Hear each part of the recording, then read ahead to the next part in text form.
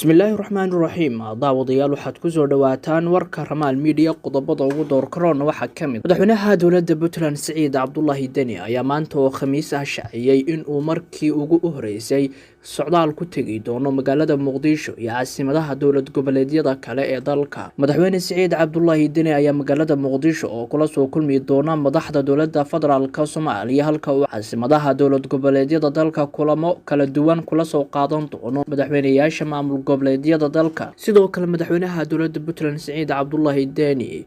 kadib shirkii golaha wasiirada maanta ayaa shaaciyay in muddo toddobaad ah la fasaxay dhammaan goobaha waxbarashada deegaanada Puntland isla markaana la joojiyay kulamada iyo isu imaatinka dadweynaha si looga hortago caabuqa corona. qodobka labaad oo shirka ka soo baxay marka laga tago kan ku aadan Puntland wuxuu ahaa qodobka ku saabsan midnimada Soomaaliya iyo sidii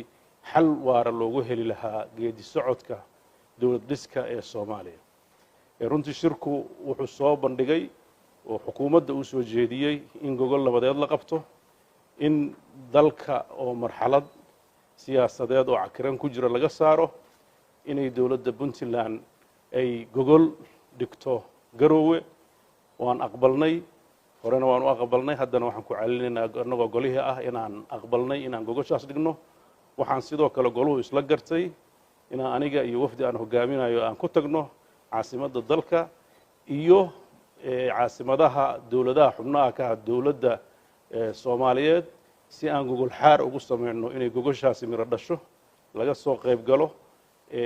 lagu booriyo in marxaladan Soomaaliya waxay dadka ka sugayso ay laga helo. waxaan rajo weyn ku qabnaa sidii gogoshii wada tashiga ee Puntland u qabsoontay una hirgashay in gogoshaasna ay u qabsoonto una hirgasho haddii Ilaahay idin ka dhigo. waan ku rajo weynahay xukuumad ahaan inaan aanan waxba hakran doonin diyaarna u nahay inaan kaalinta nagaga aadan sidii horeba aan loogu bartay inaan kaalinteena qaadano. waxaan rajaynaynaa adkeynta midnimada Soomaaliyeed hirgelinta nidaamka federaalka. arrimahaas wuxuu golaha si guud isula qaatay in dhammaan goobaha waxbarashada oo ugu horeeyaan dugsi quraanada dugsiyada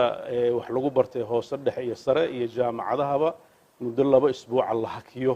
iyadoo la ilaalinayo sixada iyo caafimaadka dadka reer Puntland. waxaa sidoo kale dadka reer Puntland loogu baaqayaa inay yareeyaan dhammaan isku imaadyada dhici karo ama xafladaha sababi kara in dad badan isu yimaadaan kuwa guurka iyo kuwa faraxa iyo kuwa kasta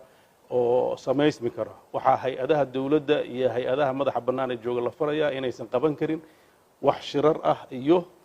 siminaaro ku aadan marxaladda 2 wiig ah. sidoo kale waxaa loogu baaqayaa in goobaha lagu cibaadaystay masaajidada aad loo yareeyo dadka badan ee ku wada tukanaya oo ay guddiga madaxa bannaan ee soo xulista baarlamaanka labaad ee Koonfur Galbeed ayaa waxa ay ku dhawaaqeen liiska xildhibaanada cusub ee golaha wakiilada Koonfur Galbeed oo ka kooban 95 mudane. guddiga ayaa bilihii la soo dhaafay ku mashquulsanaa soo xulista xildhibaanada cusub iyaga oo wada tashiyo kala yeelanayay odayaasha dhaqanka Koonfur Galbeed maadaama xildhibaanada habbeeleed loo soo xulay. xildhibaanada cusub ee baarlamaanka labaad ee Koonfur Galbeed ayaa dhawaan waxa ay dooran doonaan gudoomiye iyo ku-xigeenadiisa iyada oo la dhaarin doono. madaxweynihii hore ee Soomaaliya Xasan Sheekh Maxamuud ayaa fariin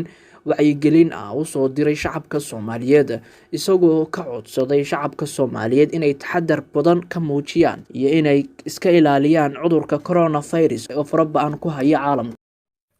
bismillaah alxamdulillaah والصلاة والسلام على رسول الله. السلام عليكم ورحمة الله وبركاته. dadka Soomaaliyeed meel kastoo ay joogaan waan salaamayaa. salaanka gadaal saaka waxaan rabaa inaan la wadaago fariin ku saabsan dhibaatada gaarka ah dhibaatada guud ee caalamka oo dhan maanta saameysay si gaarana dalkeena dhawaan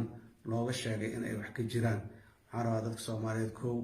in horta Ilaahay waxaan u baryayaa in dadka Soomaaliyeed Ilaahay ka badbaadiyo. ilaahay weligiisba asigaa masuuliyinka jiray intii duruufaha gaarka aan ku sugnayn Ilaahay naga badbaadi jiray tanna in Ilaahay naga badbaadiyo ayaan Ilaahay ka baryayaa. intaa kadib dadka waxaan kula dardaarmayaa in ay dadaal badan muujiyaan in aan la dayalsanin in aan maxaanku idhahdaay loo qaadanin in ay wax walba sidii caadiga ay diinay sahlan yihiin in nadaafadda lagu dadaalo qofku inuu xoolo haysto inaanu xoolo haysanin maaha nadaafadiisa heer kastoo ku dadaali karaa ad warkaasi kala socoteen waa Ramaal Media iminkan akhbaaraadkii dibadda dadka reer Brazil ayaa dhigay dibadbaxyo xoogan oo ay ku muujinayaan sida ay uga careysan yihiin madaxweynaha dalkaasi ee Jair Bolsonaro dadka ayaa madaxweynaha ku eedeynaya wax ka qabasho la'aantiisa ku aadan xanuunka safmareenka ah ee coronavirus malaayiin ruux ayaa dibadbaxyadan ka dhigay magaalooyinka dalkaasi sida São Paulo iyo Rio de Janeiro balse arrinta xusida mudan ayaa ah in dibadbaxyaasha aysan u soo bixin wadooyinka waaweyn ee magaalooyinka kaasi cabsi laga qabo caabuqa coronavirus awgiis dibadbaxa ayaa la aqoonsaday inuu yahay kii ugu weynaa ee lagu dalbado inuu madaxweynuhu uu iscasilo warka Ramaal Media waa naga intaas warka waxa idin soo jeedinayay anigoo Axmed Cabdullaahi Jaamac warkan warka xiga intaan ku kulmi doono saaxiibayaal nabadgelyo